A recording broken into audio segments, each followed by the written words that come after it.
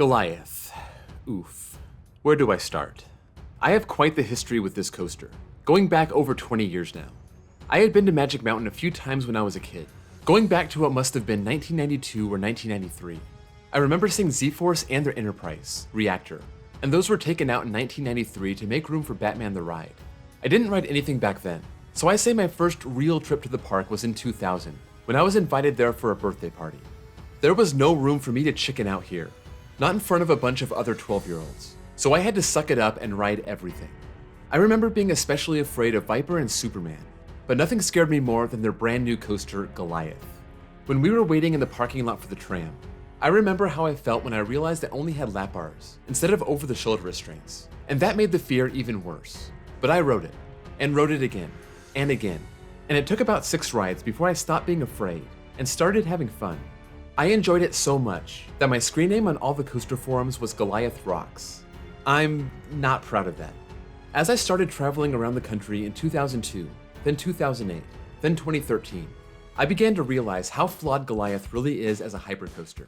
But is it completely irredeemable? Of course not. These are the pros and cons of Goliath.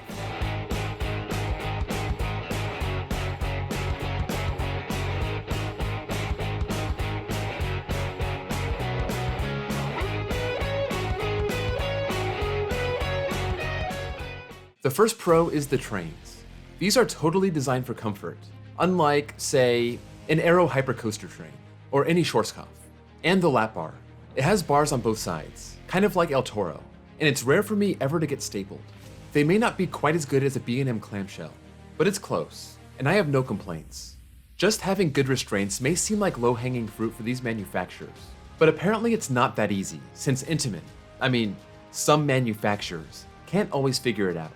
So you leave the station comfortable and not stapled. But does it matter? Not really. And that's because of the first con, the first drop. Some people may like this 60-degree drop because it seems to last forever. It is a long drop, and there aren't too many rides where you're dropping at the same angle for a long time. Usually, you ease into the max angle, and then you level out quickly. Not Goliath. You're at 60 degrees for a long time.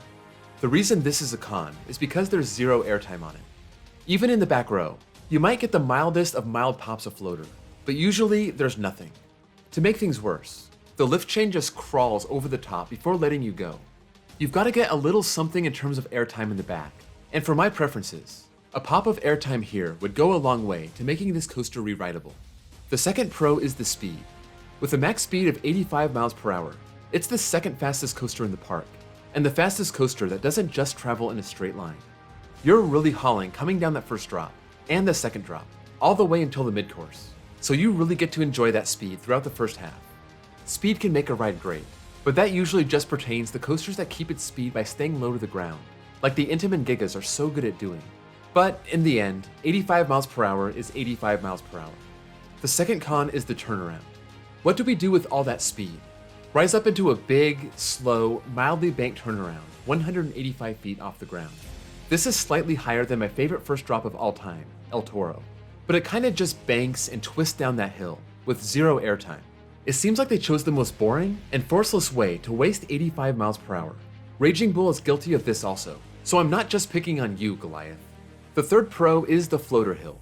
It seems like I used to get more airtime on this, or it used to be more consistent. Not sure if something changed on the ride itself, or if it's just me being a coaster snob. But in the old days, I would get at least 3 seconds of solid, sustained floater coming over this. Now it seems like sometimes I get something, other times I don't leave my seat at all. But when this hill is firing, it's your one and only taste of negative G-forces on Goliath. As mild as it is, it's a fun experience. The third con is the mid-course brake run. I know the intensity of the second half caused the park to really crank up the power of that brake run. And I understand the park doesn't want people coming back to the station unconscious. This made my list of buzzkills, because it stops the ride dead in its tracks right in the middle. After a first half jam-packed with speed, you just stop, and it lets you creep over ever so slowly as you dive down to the left. I wish they could prevent blackouts, and find a way to keep the train moving for the whole ride. This seems kind of like a design flaw. The fourth pro is the Helix. As forceless as this ride is in general, there is one moment of bone-crushing positive Gs, and that comes in Goliath's famous Helix. It's listed with 4.5 Gs for 6 seconds. That's a lot of force for a long time. I know when the topic of roller coasters and forces comes up in regard to safety, the argument is that those forces are only sustained for half a second. But not on Goliath. That force crushes you down into your seat, and it'll make you gray out, at best. Or maybe it'll make you black out, at worst. Now that they cranked up the power of that mid-course brake run, it probably doesn't pull the full 4.5 Gs, but it still makes me lose my vision until you pull out of it. I know a lot of you love intensity, and this is still a great intense moment. The fourth and final con is the layout in general. It's boring. We talked about the first drop being too shallow. We talked about that turnaround, and how it's just about the most boring element that Giovanola could have chosen. The floater hill is decent, and then the mid-course kills all the pacing. Other than the helix, the second half is full of twists and turns that I honestly get no enjoyment out of. Sometimes I feel like it's been a while since I rode Goliath, and I hop on. And when I get off, I remember why I don't like it. It's the biggest waste of potential I've ever seen on a coaster, rising up 235 feet with a 255-foot drop into a tunnel, and basically doing nothing with the layout. I just think in this era with Six Flags, when they were spending money like crazy on the biggest new coasters, they got Raging Bull for Great America the year before Goliath, and Nitro at Great Adventure the year after, and it irks me that Magic Mountain was unlucky enough to end up with the Giovanola instead of the B&M. Yes, they really should have gotten a B&M. Even if Six Flags decides to go back to building big new coasters, they'll never put a good hyper at Magic Mountain as long as Goliath is there filling that gap. Having a B&M hyper right next to Twisted Colossus would have made for an amazing airtime combo, but I could only dream of what could have been. Anyway, let's end this video on a good note. The fifth and final pro is the smoothness.